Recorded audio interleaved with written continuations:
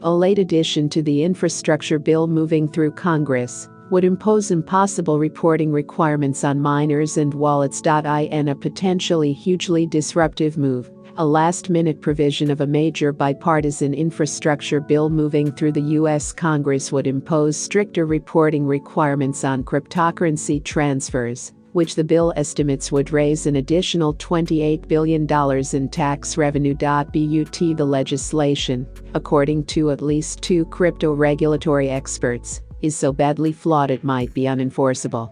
Specifically, the rule as written appears to define any actor who participates in a transfer of cryptocurrency as a broker.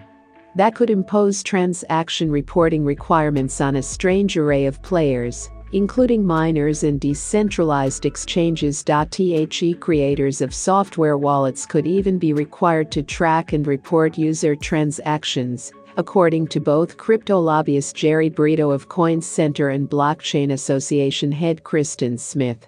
Software and hardware crypto wallets, of course, do not track or report user transactions, which would make the law impossible to comply with. The disconnect highlights the shaky foundations of U.S. attempts to tax or regulate crypto.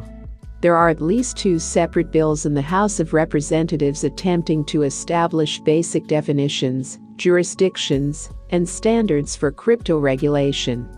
Having those in place before trying to rush through a poorly conceived tax might have been a good idea. The case of software wallets is illustrative. They're fundamentally tools for interacting with a database, not tremendously different from a web browser.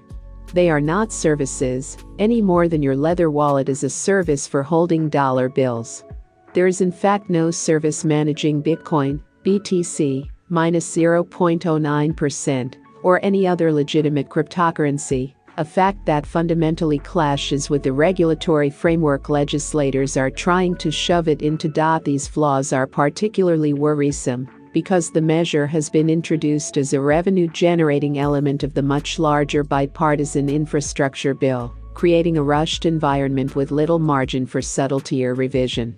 On Twitter, Brito described the bill as must-pass and said that Coin Center staff worked all day Wednesday trying to fix the measure and continued into Thursday.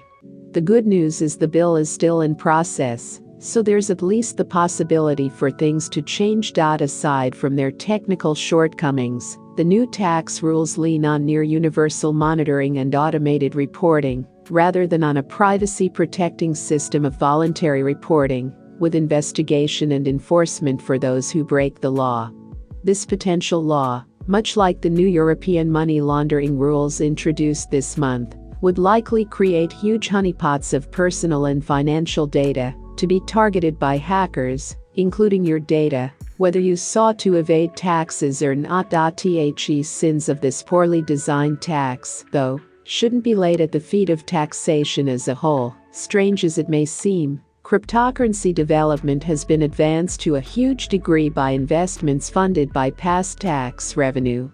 SHA-256 cryptography was developed by the National Security Administration. The Internet itself was created largely by the Defense Department's DARPA, Defense Advanced Research Projects Agency, program. David Chaum, one of the 10 or so most important pioneers of digital cash, earned a PhD at University of California, Berkeley in the 1970s, when public funding kept tuition costs to about $800 a year. Most world-transforming innovations rely on a similar level of collective support, because basic or speculative research is usually not profitable fast enough for the private sector to invest in. So there's nothing inherently objectionable about crypto being expected to give back to support the next generation of innovators. But the current rushed and technically flawed approach could significantly harm the very innovation that took so many years and resources to bring to life in the first place. The Bitcoin, BTC, minus 0.73%, price was holding above $41,000, the highest since May, after a 10-day winning streak that was the longest in 8 years for the largest cryptocurrency.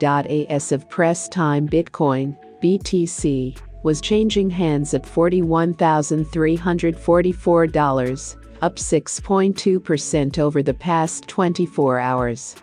Other CoinDesk 20 digital assets were also in the green, with ETH plus 5.47%, ETH rising 4.5% to $2,453 and Chainlink, Link, plus 4.15%, Link, jumping 13% to $21.72. Although the Bitcoin price slipped after 0 o'clock Coordinated Universal Time, UTC, on Saturday, it had notched 10 consecutive daily increases from July 21 through Friday, the longest winning streak since 2013. Bitcoin reached an all-time high near $65,000 in mid-April as market euphoria peaked, and the U.S. exchange Coinbase went public through a direct stock listing.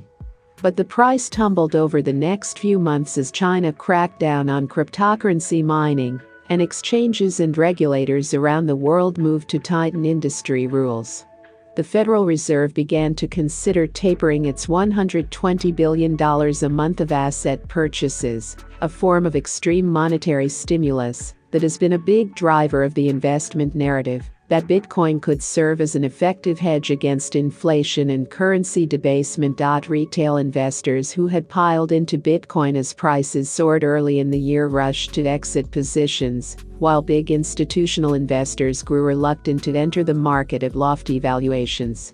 Prices traded in a range between $30,000 and $40,000 for about 2 months. But after Bitcoin briefly dipped below $30,000 on July 20th, the cryptocurrency began a steady ascent that has put it on track for an 18% gain in July, the first monthly increase in 3 months. The incredible winning streak comes at a very strange time, when the FUD is thick. Mati Greenspan, founder of the cryptocurrency and foreign exchange analysis firm Quantum Economics, wrote Friday in a newsletter.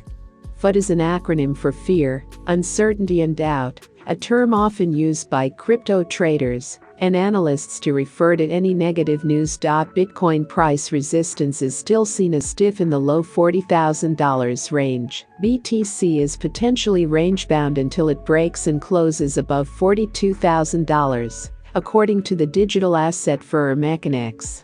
Trendline support has moved up to $38,200, with $36,500 the next support. But some industry analysts are now wondering aloud if the worst of Bitcoin's recent bear market might have passed. Something feels different this week, Coinbase wrote Saturday in a market analysis. Max fear seems to have disappeared. On a year-to-date basis, Bitcoin is up 43%. Vastly outperforming the 17% year-to-date gain in the Standard & Poor's 500 index.